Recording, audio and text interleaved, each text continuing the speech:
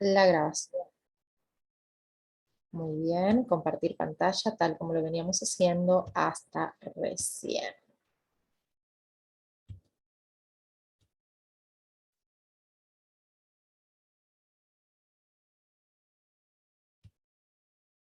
Bueno, les decía que a principios del siglo XX, a finales del siglo pasado, Argentina se consolida como esta ciudad cosmopolita.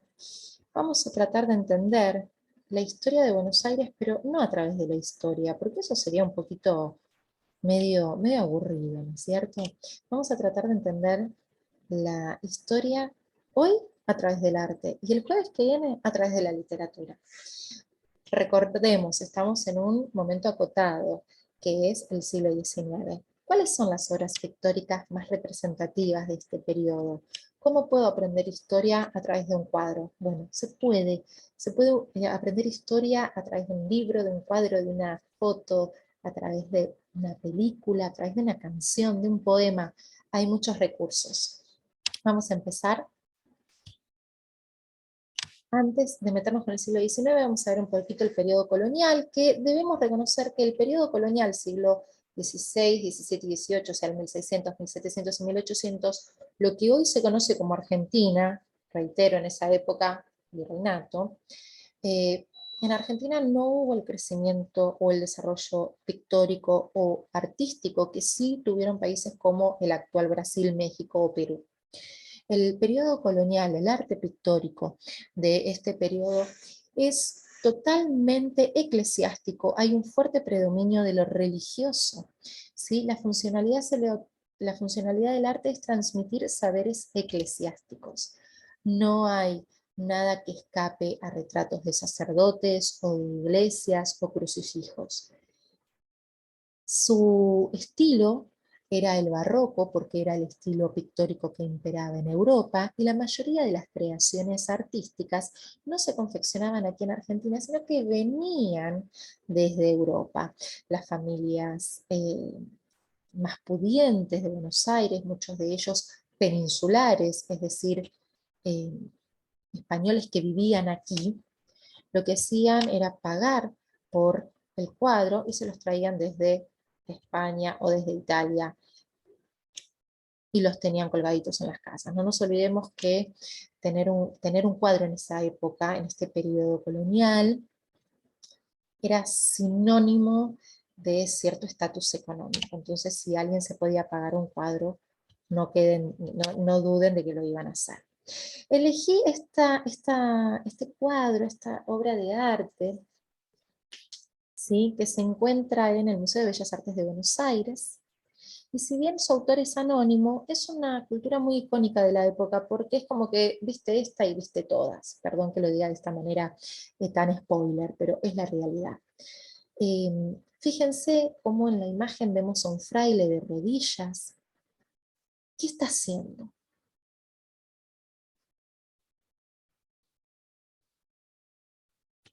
¿Dónde está? ¿Quiénes lo acompañan? Bueno, este fraile orando en una iglesia, en una capilla, en el altar, que le ora a María y Jesús. Tiene un crucifijo que obviamente representa a Jesús, y tiene también un cuadro que representa a la Virgen María y a el niñito Jesús. Y todo parece en color muy luminoso, todo está en colores claros, todo está en color blanco, pero hay algo más. ¿Qué pueden ver en segundo plano por detrás del obispo? ¿Qué llegan a ver? Si quieren pueden desactivarse el microfonito. Y aborígenes ahí. ¿Cómo, Mati? Aborígenes. Bien. ¿Y qué función cumplían? ¿Qué sensación nos da?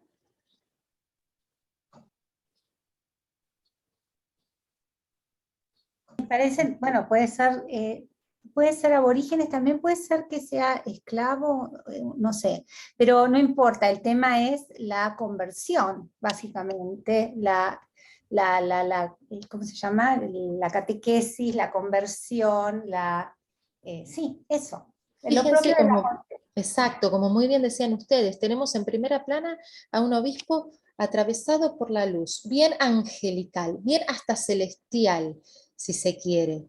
Y en un segundo plano, el autor, el pintor, anónimo, pero con una profunda ideología en lo que deja plasmado en su lienzo, decide dejar en tinieblas, en penumbras, a esta familia de 4, ella, él y 2 niños, a los que ella está abrazando y protegiendo, que observan todo desde el fondo, desde un segundo plano, desde las tinieblas. Posiblemente eran personas en condición de esclavitud, como lo fue, no se olviden que acá en esta época colonial había muchísimo tráfico negrero, que venía de África, lamentablemente en condiciones inhumanas y deplorables. ¿Y cuál era el objetivo, cuál era el destino de estas familias? No importaba la edad, servir a los más pudientes, entre ellos también personas de iglesia. Por eso elegí esta obra, porque retrata esa disparidad social, esa desigualdad política de la que hablábamos en un comienzo, ¿no? Ahora sí, pasamos después de la Revolución de Mayo al famoso periodo independiente. Formalmente la independencia argentina la conquista en 1816, en Tucumán, y no en la Revolución de Mayo. Puse 1810 para que ya se sepan que se están empezando a dar los primeros pasos de la soberanía. ¿Cómo va a ser el arte pictórico en esta época? Va a cambiar. Lo eclesiástico, lo de curas, lo de iglesias pasa a un segundo plano, ya deja de importar. ¿Por qué? Porque los mecenas van a dejar de ser, en muchos casos, la iglesia o los obispos o arzobispos. Como dejan de poner la guita, como dejan de invertir, como dejan de financiar, ahora los artistas van a tener, vamos a decir, libertad, si se quiere, entre comillas, de poder pintar lo que ellos quieran, necesiten, les preocupan, ven. Ahora vamos a ver qué es exactamente lo que pintan. A partir de esta época vienen muchos artistas extranjeros al país y muchos se van a estudiar a Europa, como va a ser el caso, por ejemplo, más adelante lo vamos a ver de Ernesto de la Cárcova. Muchos de estos artistas vienen a nuestro país y es importante que empecemos a pensar que se forman las primeras instituciones artísticas. Más adelante va a aparecer la Academia de Bellas Artes, que sigue hasta hoy. Y vamos a, en esta clase de hoy, en este encuentro, en una clase, vamos a referirnos a 4 obras pictóricas claves del siglo XIX, que es El despertar de la criada, La vuelta del malón, Sin pan y sin trabajo, y Combate de caballería en la época de Rosas. ¿Por qué elegí estas 4 pinturas hoy y no otras? Hay muchas más para elegir. Porque pienso que encierran historias muy generales de nuestro país y que a través de ellas podemos conocerlas mucho. Empecemos con Carlos Morel. ¿Alguna vez vieron esta pintura? ¿La reconocen?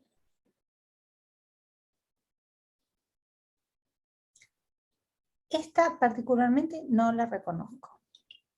Tal Bien. vez la he visto, pero nunca miro mucho pinturas de guerras, como que no me interesa el tema, entonces las paso así en los museos. Pero, Sí.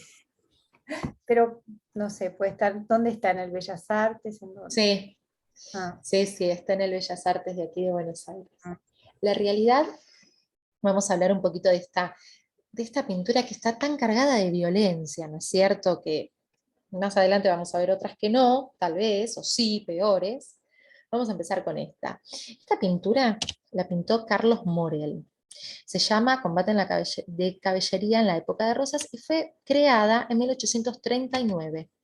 Representa un combate entre unitarios y federales. No nos olvidemos que un artista posee una ideología. No son, no pensemos en los artistas como cuando dicen periodismo independiente, el periodista independiente, bueno, yo cuando dice independiente, esa palabra me la tomo entre comillas, porque todos somos sujetos de un contexto político e histórico. Y Carlos Morel, como cualquier otro artista, no fue la excepción. Él era federal, de hecho, él llegó a pintar los famosos retratos de Juan Manuel de Rosas y de su esposa Encarnación. ¿Sí? Él pintó un montón de políticos de esa época, todos de ideología federal. Carlos Morel, naturalmente, no sé si lo dije, nació en Buenos Aires en 1813, o sea que es un hijito de esta Revolución de Mayo, de estos ideales de emancipación.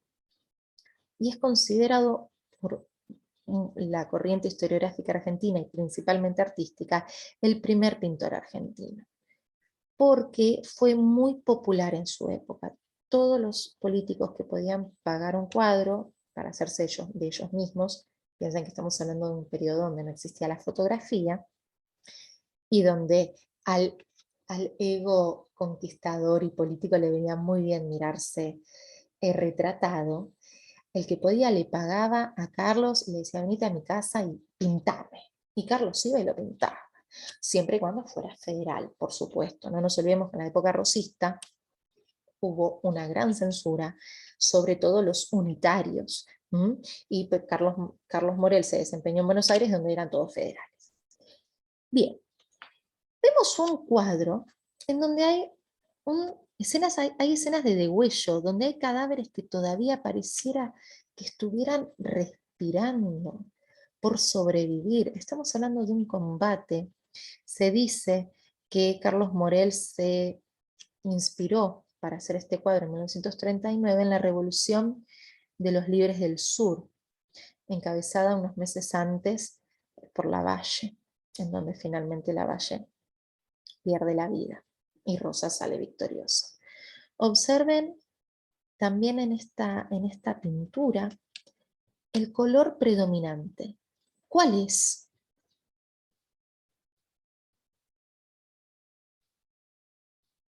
¿Qué se ve mucho? Son los colores colorado y son Rojo. colores cálidos, rojo y el Sí. naranja o los pantalones, o sea, en esos tonos, ¿no es cierto? ¿Y cuál era el color de los federales? Colorado, rojo. El rojo. Entonces vemos al ejército vencedor, que es el que está sosteniendo, exacto, rojo de los federales. En la escena superior en el centro vemos un soldado montado en un caballo marrón, con una espada que acaba de decapitar a otro. ¿Por qué? Porque Carlos Morel, fiel a su ideología federal, va a mostrar un ejército rosista vencedor, no va a pintar a un ejército federal que está perdiendo, no va a pintar a los perdedores, no va a hacer quedar a los federales como unos losers, como algunos perdedores, no, por el contrario, los va a pintar más fuertes, más grandes, los va a ubicar en la escena superior en la parte superior de la escena, montados a caballo, con cierto aire de superioridad, con cierto aire de poder y de fuerza. Y aquí hablamos que a través de una pintura se puede saber mucho sobre la ideología y la mirada del artista. Morel era federal y por eso pinta a los federales con bigotes bien peinados, con caballos más fuertes que los unitarios. Y vemos que todos los demás yacen en la escena inferior del cuadro, en la parte baja del cuadro, muertos y degollados. Sin lugar a duda, es un cuadro que está atravesado por la violencia. Fíjense que estamos hablando de una paleta rica en colores cálidos, el rojo, el marrón, los colores ocre. ¿A qué me hacen recordar? A la sangre, ¿sí? Pero también a la vida y también a la muerte. Este es un cuadro de guerra, de lucha, de vida y de muerte, ¿cierto? ¿Alguien quiere hacer alguna acotación antes de continuar? ¿Prefieren decir algo?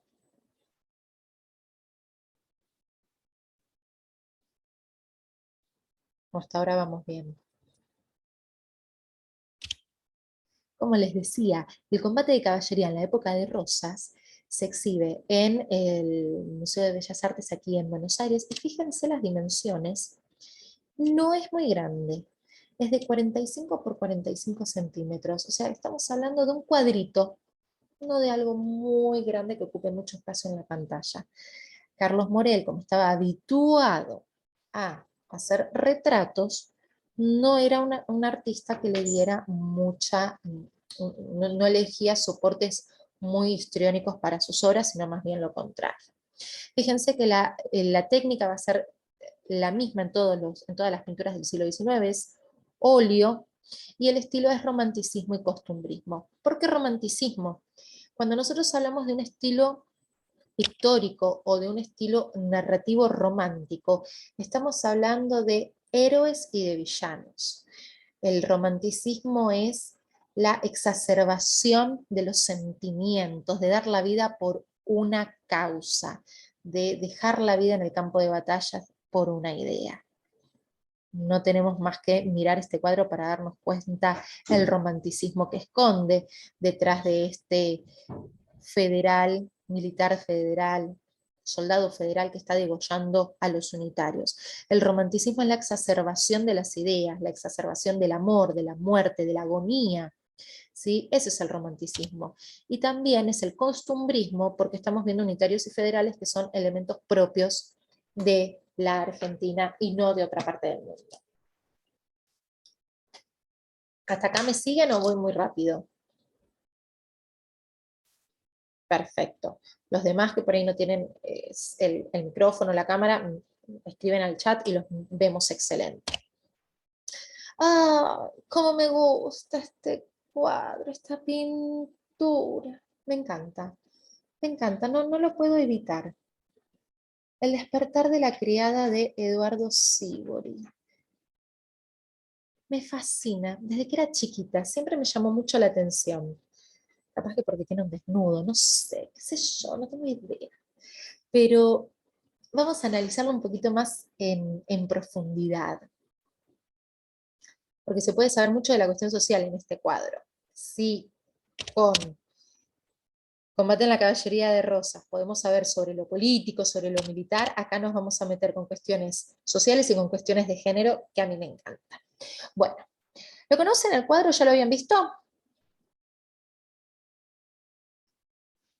Algunos me dicen que sí. Bueno, Sí, este cuadro sí, es muy conocido. famoso. Sí.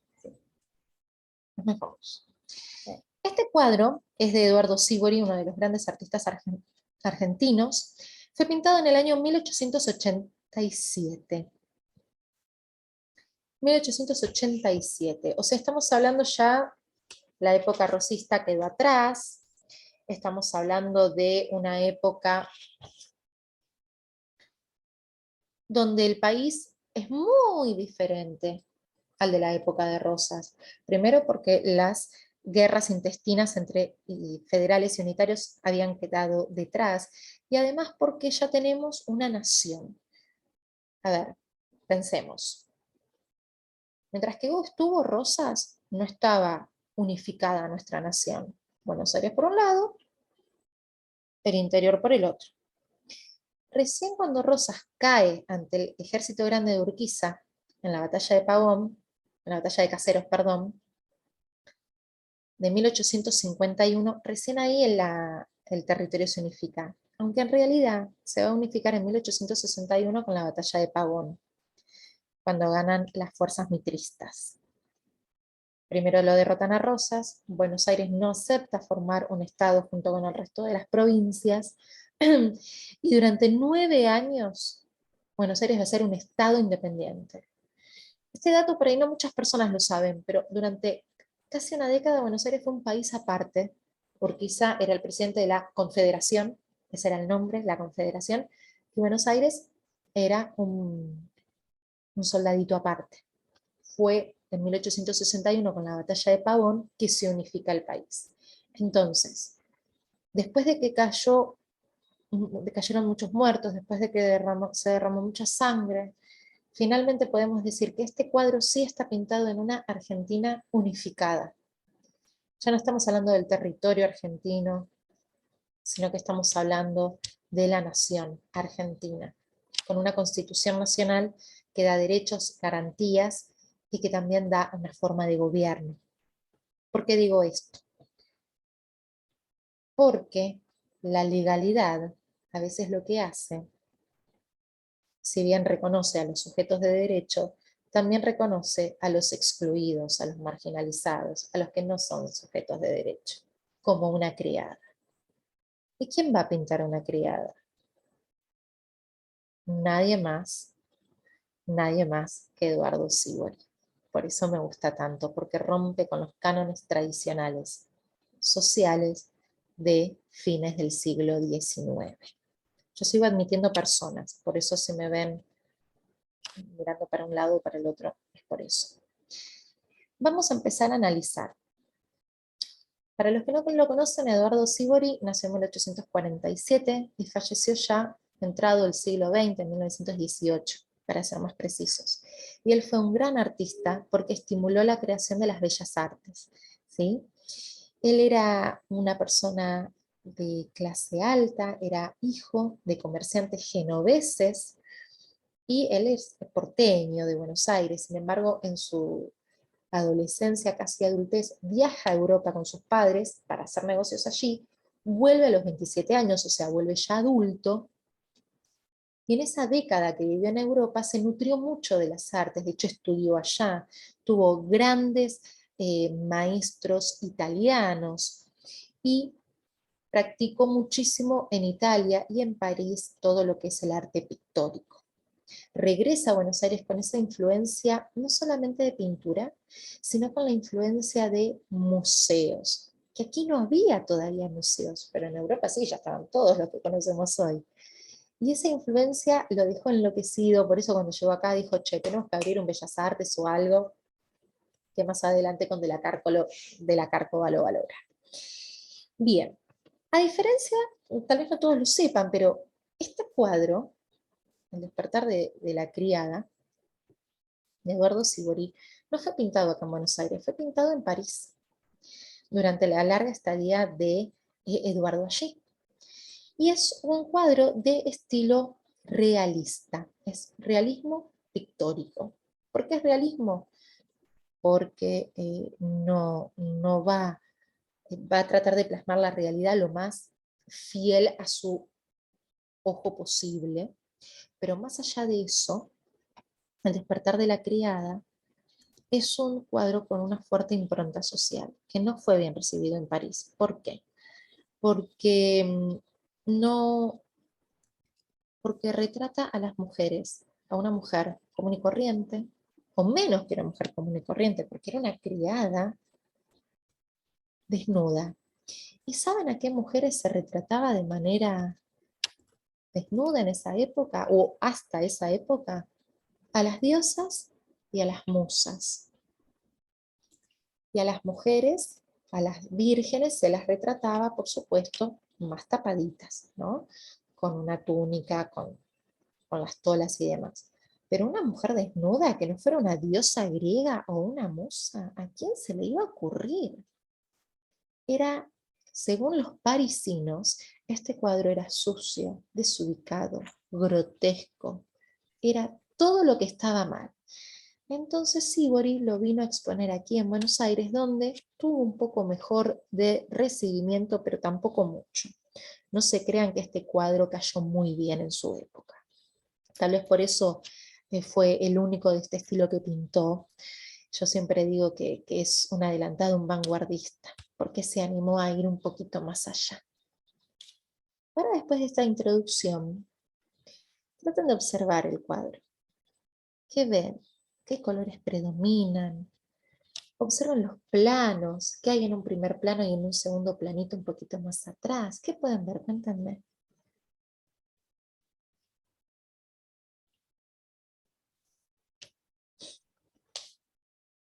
Bueno, el primer plano es la criada, digamos así.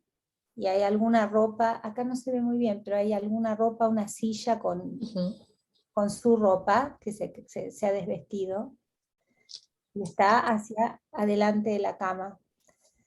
Y hacia atrás está su mesa de luz, que hay una vela, o sea, es una situación muy, muy humilde, digamos así, una habitación como despojada, como de criada, debe ser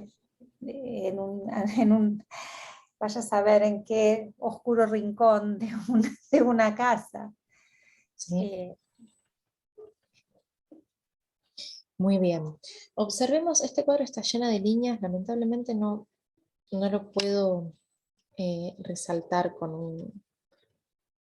no lo puedo resaltar con algún trazo, pero con ayuda de sus ojos lo vamos a poder analizar mejor.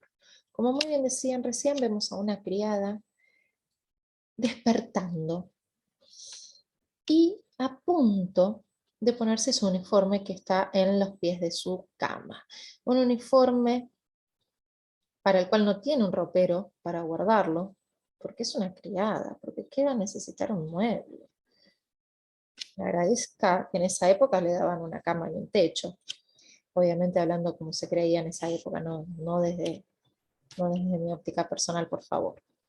Vemos una criada con un cuerpo no que responde a los estándares o a los cánones de belleza de la época, más por el contrario, esta mujer, si bien de sus pechos son blancos, tiene los brazos, las manos y las piernas curtidas por el sol de tanto trabajar, y es morocha, y no es flaca. Es delgada, pero no es flaquita, como se solía retratar a las mujeres más pudientes de esa época. Entonces rompe con los cánones Eduardo Sívori de belleza al elegir retratar a esta mujer de manera real. Tiene unos senos prominentes, pero a efecto de la gravedad un poco caídos, no chiquitos y paraditos como se podía llegar a pintar a la Venus de Botticelli, por ejemplo. ¿Cómo son esos pies? Obsérvenlos. ¿Qué tiene ese pie izquierdo? Tiene un juanete. Sí.